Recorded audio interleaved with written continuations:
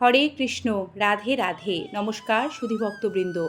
চৈত্র মাসে কৃষ্ণপক্ষের শ্রী পাপমোচনী একাদশী ব্রত 2026 সালে কবে পালন করতে হবে, পারণসহ পূর্ণাঙ্গ সময়সূচি, এই একাদশীর বিধিনিষেধ, পারণ ও সংকল্পের মন্ত্র, শ্রী পাপমোচনী একাদশী ব্রত মাহাত্ম্য কথা বিস্তারিত দেখবেন আজকের পর্বে। আশা রাখি সকলে পরমেশ্বর ভগবান শ্রীকৃষ্ণ ও শ্রীমতী রাধারানীর কৃপায় ভালো আছেন। আজকের পর্ব আমরা শুরু করছি। শ্রী পাপমোচনী একাদশী ব্রত 2026 সালে ইংরাজির 15ই মার্চ, বাংলা 30শে ফাল্গুন 1432 বঙ্গাব্দ রবিবার পালন করতে হবে। যদিও বাংলা ক্যালেন্ডারে এটি ফাল্গুন মাসে পড়ছে, কিন্তু এটি চৈত্র মাসে কৃষ্ণপক্ষের একাদশী। একাদশী পালনের নিয়মাবলী। একাদশী ব্রত পালন করতে গেলে দশমীর দিন থেকেই সংযম করতে হয়। এই দিন শুদ্ধ সাত্ত্বিক আহার গ্রহণ করে রাত 12টার মধ্যেই ভোজন সম্পন্ন করে দাঁত মেজে নিতে হয়। একাদশী ব্রত যারা পালন করেন তারা একাদশীর দিন অবশ্যই সকালে ঘুম থেকে উঠে স্নান করে নেবেন, কিন্তু খেয়াল রাখবেন একাদশীর দিন যেহেতু শাস্ত্র অনুযায়ী কোনো রকম প্রসাধনী ব্যবহার করা যায় না, তাই সাবান শ্যাম্পু ব্যবহার করে স্নান করা যাবে না। কেবল জল দিয়ে স্নান করে শুদ্ধ হতে হবে। এই দিন মাজন ব্যবহার করা যাবে না। চাইলে নিমের দাঁতন দিয়ে দাঁত মাজতেই পারেন। একাদশীর দিন কোনো প্রকার ক্ষৌরকর্ম করবেন না। নখ, চুল, দাড়ি প্রভৃতি কাটা থেকে সতর্ক থাকতে হবে। একাদশীর দিন রক্তপাত যেহেতু বর্জনীয়, তাই বিশেষভাবে এই দিকটিও খেয়াল রাখবেন। যারা নিষ্ঠাভাবে একাদশী ব্রত পালন করেন তারা শাস্ত্রের নিয়ম মেনে একাদশীর দিন পঞ্চরবিশস্য ও তার থেকে তৈরি সকল প্রকার খাবার বর্জন করেন, কারণ একাদশী দিনে পঞ্চরবিশস্য গ্রহণ করতে নেই। এর বদলে অনুকল্প কৃষ্ণপ্রসাদ, ফলমূল, সাবুদানা, পানি ফল ও তার থেকে তৈরি বিভিন্ন খাবার গ্রহণ করতে পারেন। বিভিন্ন ধরনের বাদাম, মিষ্টি আলু এইগুলিও অনুকল্প প্রসাদ হিসেবে খাওয়া যায়। তবে যাই গ্রহণ করবেন ভগবানকে তুলসীপত্র সহযোগে ভোগ নিবেদন করে তারপর তা গ্রহণ করতে পারবেন।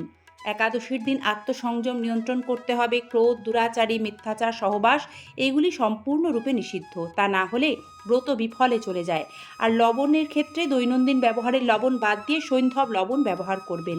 এই দিন অবশ্যই একাদশীর ব্রত মাহাত্ম্য কথা নিজেই সূচি সাত্ত্বিকভাবে বা ভগবত ভক্তের শ্রীমুখ হতে শ্রবণ করতে হয়। তাছাড়া কিন্তু একাদশী ব্রত অসম্পূর্ণ। শ্রবণ করুন শ্রী পাপমোচনী একাদশীর ব্রত মাহাত্ম্য কথা। যুধিষ্ঠির মহারাজ শ্রীকৃষ্ণকে বললেন, হে জনার্দন, চৈত্র মাসে কৃষ্ণপক্ষের একাদশীর নাম ও মাহাত্ম্য কৃপা করে আমাকে বলুন। শ্রীকৃষ্ণ বললেন, হে ধর্মরাজ যুধিষ্ঠির, আপনি ধর্ম বিষয়ক প্রশ্ন করেছেন। একাদশী সকল সুখের আধার, সিদ্ধি প্রদানকারী ও পরম মঙ্গলময়, সমস্ত পাপ থেকে নিস্তার বা মোচন করে বলে এই পবিত্র একাদশী তিথি পাপ মোচনী নামে প্রসিদ্ধ। রাজা মান্ধাতা একবার লোমশ মুনিকে এই একাদশীর কথা জিজ্ঞাসা করেছিলেন। তাঁর বর্ণিত সেই বিচিত্র উপাখ্যানটি আপনার কাছে বলছি, আপনি মনোযোগ দিয়ে তা শ্রবণ করুন। প্রাচীনকালে অতি মনোরম চৈত্ররথ পুষ্প উদ্যানে মুনিগণ বহু বছর ধরে তপস্যা করতেন। এক সময় মেধাবী নামে এক ঋষিকুমার সেখানে তপস্যা করছিলেন। মঞ্জু ঘোষা নামে এক সুন্দরী অপ্সরা তাকে বশীভূত করতে চাইল, কিন্তু ঋষির অভিশাপের ভয়ে সে আশ্রমের 2 মাইল দূরে অবস্থান করতে লাগলো। বীণা বাজিয়ে মধুর স্বরে সে গান করত। একদিন মঞ্জু ঘোষা মেধাবীকে দেখে কাম বাণে পীড়িতা হয়ে পড়ে। এদিকে ঋষি মেধাবী ও অপ্সরার অনুপম সৌন্দর্য দেখে মুগ্ধ হন। তখন সেই অপ্সরা মুনিকে নানা হাব ভাব ও কটাক্ষ দ্বারা বশীভূত করে।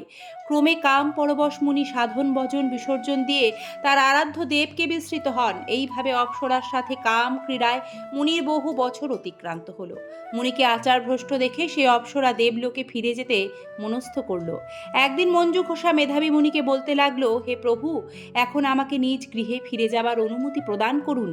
কিন্তু মেধাবী বললেন, হে সুন্দরী, তুমি তো এখন সন্ধ্যাকালে আমার কাছে এসেছো, প্রাতঃকাল পর্যন্ত আমার কাছে থেকে যাও।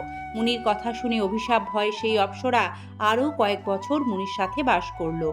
এইভাবে বহু বছর, 55 বছর 9 মাস 7 দিন অতিবাহিত হলো। দীর্ঘকাল অপ্সরা সহবাসে থাকলেও মেধাবী মুনির কাছে তা অর্ধরাত্রি বলে মনে হলো। মঞ্জু ঘোষা পুনরায় নিজ স্থানে গমনের প্রার্থনা জানালে মুনি বললেন, এখন প্রাতঃকাল, যতক্ষণ পর্যন্ত আমি সন্ধ্যা বন্দনা না সমাপ্ত করি ততক্ষণ পর্যন্ত তুমি এখানে থাকো। মুনির কথা শুনে ঈষৎ হেসে মঞ্জু ঘোষা তাকে বলল, হে মুনিবর, আমার সহবাসে আপনার যে কত বৎসর অতিবাহিত হয়েছে তা একবার বিচার করে দেখুন। এই কথা শুনে মুনি স্থির হয়ে চিন্তা করে দেখলেন যে তার 56 বৎসর অতিবাহিত হয়ে গেছে। মুনি তখন মঞ্জু ঘোষার প্রতি ক্রোধ পরবশ হয়ে বললেন, রে পাপিষ্ঠে দুরাচারিণী, তপস্যার ক্ষয় কারিণী, তোমাকে ধিক, তুমি পিশাচি হও। মেধাবী সাপে অপ্সরার শরীর বিরূপ প্রাপ্ত হলো। তখন সে অবনত মস্তকে মুনির কাছে সাপ মোচনের উপায় জিজ্ঞাসা করল। মেধাবী মুনি বললেন, হে সুন্দরী, চৈত্র মাসে কৃষ্ণপক্ষিয়া শ্রী পাপ মোচনী একাদশী সর্বপাপ ক্ষয়কারিণী। সেই ব্রত পালনে তোমার পিশাচত্ব দূর হবে। পিতার আশ্রমে ফিরে গিয়ে মেধাবী বললেন, হে পিতা, এক অপ্সরা সঙ্গদোষে আমি মহাপাপ করেছি। এর প্রায়শ্চিত্ত কি, তা কৃপা করে আমায় বলুন। উত্তরে চবনমুনি বললেন, চৈত্র মাসে কৃষ্ণপক্ষিয়া পাপ মোচনী একাদশী ব্রতের প্রভাবে তোমার পাপ দূর হবে। পিতার উপদেশ শুনে মেধাবী সে ব্রত ভক্তি ভরে পালন করল।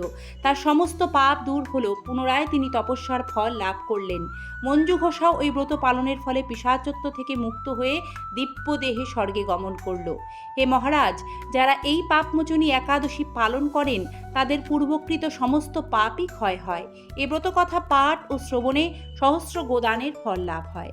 দর্শক বন্ধুরা, এবার আমরা জানব শ্রী পাপমোচনী একাদশী 2026 সালে পালনের নির্দিষ্ট ও সঠিক সময়সূচি ও পালনের নিয়ম। একাদশীর পালন হলো একাদশীর পরদিন দ্বাদশীর দিন দেওয়া নির্দিষ্ট সময়ে ভগবানকে পঞ্চরবিশস্য তুলসীপত্র সহযোগে ভোগ নিবেদন করে একাদশীর ফল ভগবানের চরণে অর্পণ করতে হবে।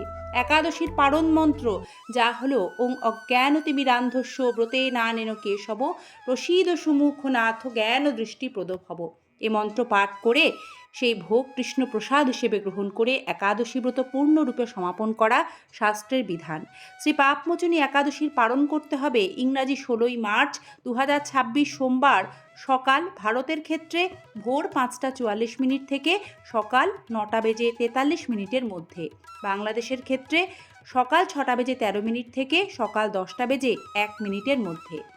অনেকেই একাদশীর দিন সাধ্যমতো দান ধ্যান করেন।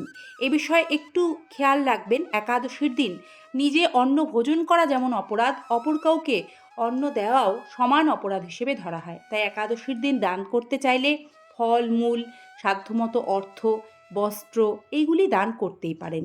সকলেই শ্রী পাপমোচনী একাদশী ব্রত পালন করুন, শ্রী হরি কৃপা লাভ করুন। কৃষ্ণ ভক্তি লাভই হল একাদশী ব্রতের মুখ্য উদ্দেশ্য। সকলে ভালো থাকবেন। পর্বটি সম্পূর্ণ দেখার জন্য ধন্যবাদ। জয় শ্রী শ্রী পাপমোচনী একাদশী কি জয়। জয় শ্রীকৃষ্ণ। রাধে রাধে।